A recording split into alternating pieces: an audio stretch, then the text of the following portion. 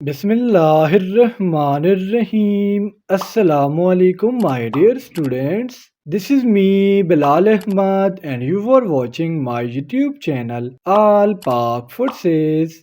Students, आज की video में इंशाल्लाह हम पीएफ एयरमैन के उस पेपर के बारे में डिस्कशन करेंगे जो 2 फरवरी 2024 को हुआ था। तो अगर आप लोग भी चाहते हैं कि आप अपने एग्जाम्स में 100% कामयाबी हासिल कर सके तो आज की वीडियो को आपने एंड तक लाजमी देखना है और वीडियो को कहीं से भी स्किप नहीं करना। So without wasting any time let's start the video. हमारा फर्स्ट एमसीक्यूज है, nurse is to hospital as teacher is to blank. ये हमारे पास वर्बल इंटेलिजेंस टेस्ट का एक क्वेश्चन है। अगर नर्स का ताल्लुक हॉस्पिटल से है यानी सिंपली हम कह सकते हैं कि नर्स हमारे पास किधर होते हैं, वो हॉस्पिटल में होते हैं। तो टीचर्स हमारे पास होते हैं स्कूल में। तो हमारा जो करेक्ट ऑप्शन है वो है ऑप्शन डी। एक्सक्यूज नंबर 2 है हमारा, if yesterday was Friday then what day is after tomorrow. हमारा जो गुजरा हुआ दिन था वो क्या था, वो फ्राइडे था। तो आज का हमारा दिन टुडे हमारा हो जाएगा सैटरडे, टुमारो हमारा हो जाएगा आज Sunday and the day after tomorrow will be Monday. एक दफ़ा फिर बता दूं, गुजरा हुआ दिन हमारा क्या था, फ्राइडे था। आज हमारा हो जाएगा सैटरडे, टुमारो हो जाएगा Sunday and the day after tomorrow will be Monday. तो हमारा जो करेक्ट ऑप्शन है वो है ऑप्शन बी। एक्सक्यूज नंबर 3 है हमारा, ए 5 man complete a work in 12 days. 5 आदमी है जो एक काम 12 दिन में कर रहे हैं। Then 10 man will complete the same work in blank days. तो देखिए स्टूडेंट्स, अगर हमारे पास आदमियों की तादाद डबल हो जाती है तो काम जो है वो हाफ डेज में होने लग जाएगा। देखिए 5 आदमी जो है वो एक काम 12 दिन में कर रहे थे, तो डेफिनेटली सी बात है जो 10 बंदे होंगे वो काम 6 दिन में ख़त्म करेंगे। तो हमारा जो करेक्ट ऑप्शन है वो है ऑप्शन ए। एक्सक्यूज नंबर 4 है हमारा, which of the following is different from the rest.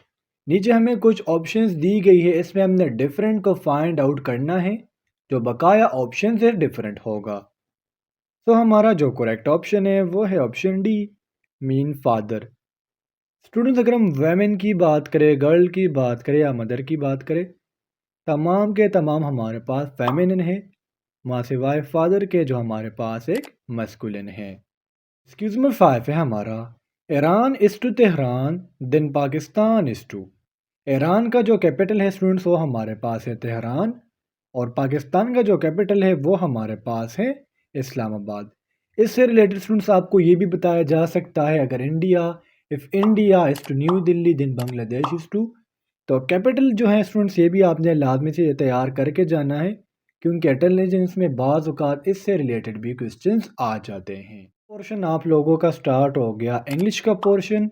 English के पोर्शन में आपके प्रीपोजिशंस, पार्ट्स ऑफ स्पीच, इस तरह correct sentences, active passive, antonyms, synonyms and article शामिल होते हैं। अभी हमें एक सेंटेंस दिया गया है, ही belong to school.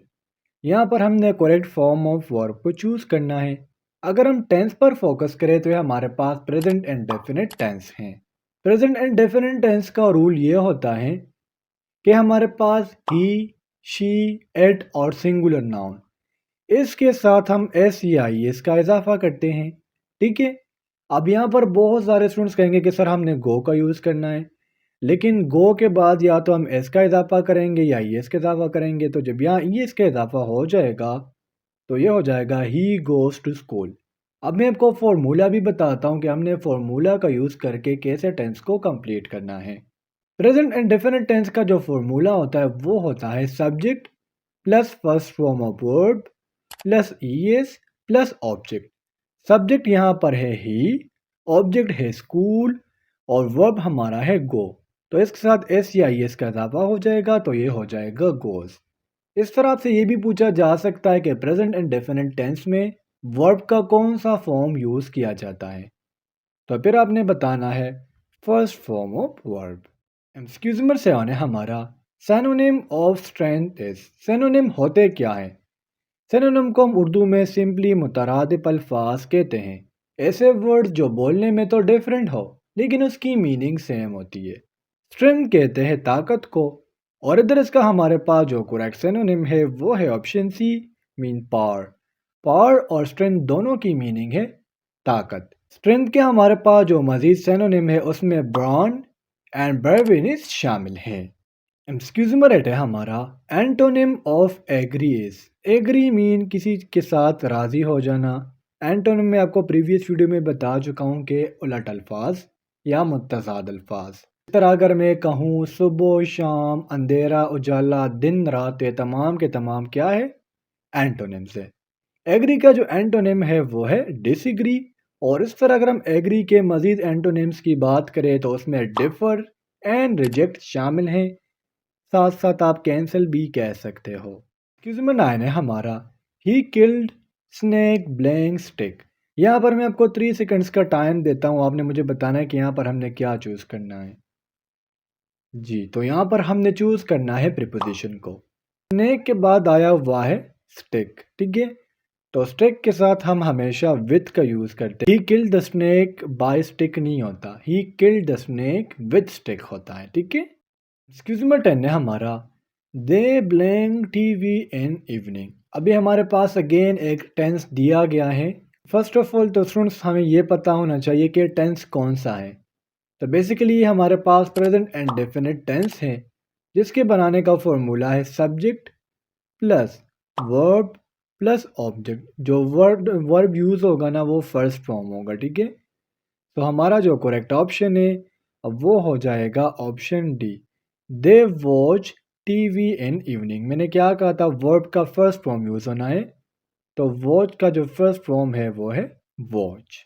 Next portion आप लोगों का स्टार्ट होता है फिजिक्स का पोर्शन, और आपका फर्स्ट क्वेश्चन है a change in position is called. देखिए स्टूडेंट्स, अगर मैंने कहा कि बॉडी ए यहाँ पर थी, फिर वो बॉडी ए यहाँ पर चली गई, तो इस बॉडी ने क्या तय किया, इसने डिस्टेंस को कवर किया। तो जब भी बॉडी के पोजीशन में चेंज आए, किसी भी चीज़ के पोजीशन में चेंज आए, तो इसे हम नाम देते हैं डिस्टेंस का। अगर हम वेलोसिटी की डेफिनेशन की बात करें तो change of object position is known as velocity. Acceleration की बात करें, rate of change of velocity is known as acceleration. Speed mean distance covered in unit time is known as speed. इस तरह अगर आपसे डिस्टेंस का फॉर्मूला पूछ लिया जाए तो वो मैं साइड पर भी ऐड कर दूंगा। आपने बताना है अंडर रूट, ठीक है, x2 minus x1 plus y2 minus y1। जो हमारे पास x2 माइनस x1 है ये हमारे पास कोऑर्डिनेट ऑफ फर्स्ट पॉइंट है, और जो y2 माइनस y1 है ये हमारे पास कोऑर्डिनेट ऑफ सेकंड पॉइंट है। एक्सक्यूज नंबर 12 है हमारा, a relationship between mass and velocity of an object is called. तो बेसिकली स्टूडेंट्स ये हमारे पास लॉ ऑफ मोमेंटम का डेफिनेशन है, या सिंपली अगर आपने लॉ नहीं लिखना, सिर्फ ये मोमेंटम का डेफिनेशन है। मोमेंटम को हम डिनोट करते हैं पी से, और ये हमारे पास बराबर होता है product of mass multiply by velocity, यानी मास और वेलोसिटी के प्रोडक्ट को हम मोमेंटम का नाम देते हैं। एक्सक्यूज मेथड 13 है हमारा, द बेसिक क्वांटिटीज। देखिए स्टूडेंट, क्वांटिटीज हमारे पास टू टाइप्स के हैं, basic quantities and derived quantities. Basic quantities total हमारे पास है 7, और डिराइव्ड क्वांटिटीज टोटल हमारे पास है 22।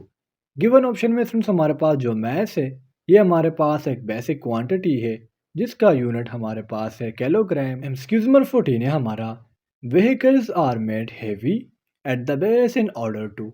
गाड़ियों को बेस पर जो है वो क्यों हैवी बनाया जाता है। तो हमारा जो करेक्ट ऑप्शन है वो है option C, mean to decrease centre of gravity. और सेंटर ऑफ ग्रेविटी को इसलिए कम किया जाता है ताकि इसके नीचे जो आने वाले लाइट वेटेड चीज़ें होती है उसको ये क्रश न कर दे, ख़त्म न कर दे। एक्सक्यूज नंबर 15 है हमारा, rate of doing work is called. So rate of doing work is called power and the ability to do work is called energy. Speed में ऑलरेडी आप लोगों को बता चुका हूँ। Distance covered in unit time is known as speed. और force हमारे पास एक ऐसी चीज़ होती है जिसमें ये एबिलिटी होती है कि एक चीज़ को एक पॉइंट से चेंज करके दूसरे पॉइंट पर लेके चले जाएं। लास्ट पोर्शन आप लोगों का स्टार्ट होता है मैथमेटिक्स का पोर्शन, और आपका फर्स्ट क्वेश्चन है if x is equal to t square and y is equal to t, then eliminate t. देखिए स्टूडेंट, हमारे पास जो फर्स्ट इक्वेशन है वो है x is equal to t square और सेकंड इक्वेशन है y is equal to t. और कहाँ चाह रहा है कि हमने टी को एलिमिनेट करना है। तो स्टूडेंट्स, अगर आप क्वेश्चन पर फोकस करो तो देखिए एक्स हमारे पास किस चीज़ के बराबर है, टी स्क्वेयर के, और वाई किस चीज़ के बराबर है, टी के। तो हम इक्वेशन टू को इक्वेशन वन में फुट कर देंगे तो हमारा आंसर आ जाएगा x is equal to y square. Y square क्यों आएगा? क्योंकि स्टूडेंट टी ऑलरेडी वाई के बराबर है, तो यहाँ टी पर स्क्वेयर है तो वाई पर भी स्क्वेयर आ जाएगा। एक्सक्यूज नंबर 17 है हमारा, an angle in which all the three sides are equal is called blank angle. अगर मैंने कहा कि हमारे पास एक ट्राइंगल है और इसके तीनों एंगल्स यानी तीनों साइड्स आपस में बराबर हो तो इसे हम नाम देते हैं इक्विलेटरल ट्राइंगल का। और अगर इस एंगल में, इस ट्राइंगल में दो साइड्स इक्वल हो यानी साइड ए और साइड बी इक्वल हो तो फिर इसे हम नाम देते हैं आइसोसेलेस ट्राइंगल का। सप्लीमेंट्री एंगल हमारे पास ऐसा एंगल होता है जब हम दो एंगल को आपस में ऐड करें और उसका सम 180 आए तो इसे हम सप्लीमेंट्री एंगल कहते हैं। और अगर हम दो एंगल्स को ऐड करें उसका सम 90 आए तो उसे हम कॉम्प्लीमेंट्री एंगल कहते हैं। एक्सक्यूज नंबर 18 है हमारा, if number of elements in A is 3 and number of elements in B are 4 then A multiply by B. अगर ए में एलिमेंट्स हमारे पास 3 है और बी में एलिमेंट्स हमारे पास 4 है तो ए मल्टीप्लाई बाई बी को हम लिखेंगे 3/4। सो हमारा जो करेक्ट ऑप्शन है वो है ऑप्शन डी। एक्सक्यूज नंबर 19 है हमारा, if a line intersects perpendicular in a triangle then it is called blank. मैंने कहा कि हमारे पास क्या है, एक ट्राइंगल है, ठीक है। सपोज करें अब इसमें एक ऐसा लाइन जो इसको परपेंडिकुलर क्या करेगा, इंटरसेक्ट करेगा, इसे हम नाम देंगे बाइसेक्टर का। एक्सक्यूज नंबर 20 है हमारा, tan theta is equal to. Students, आपने ये वाला टेबल लाजमी से याद करके जाना है, मैं साइड पर आप लोगों को दे दूंगा। इससे हर टेस्ट में 5 to 6 क्वेश्चन लाजमी से रिपीट होते हैं। टेन थीटा हमारे पास बराबर होता है 1/cot थीटा के। तो स्टूडेंट्स, ये था आज का हमारा पीएफ का वो पेपर जो आपका 2 फरवरी को हुआ था। उम्मीद करता हूँ आपको आज के तमाम एमसीक्यूज क्लियर हुए होंगे। और अगर फिर भी आप लोगों को कोई भी कन्फ्यूजन हो, कोई भी डाउट हो तो आप लोग मुझसे कमेंट सेक्शन में पूछ सकते हो। इंशाल्लाह अगले वीडियो में मिलते हैं। तब तक के लिए मुझे इजाज़त दीजिए। मुझे अपने दुआओं में याद रखिए। अल्लाह हाफिज़।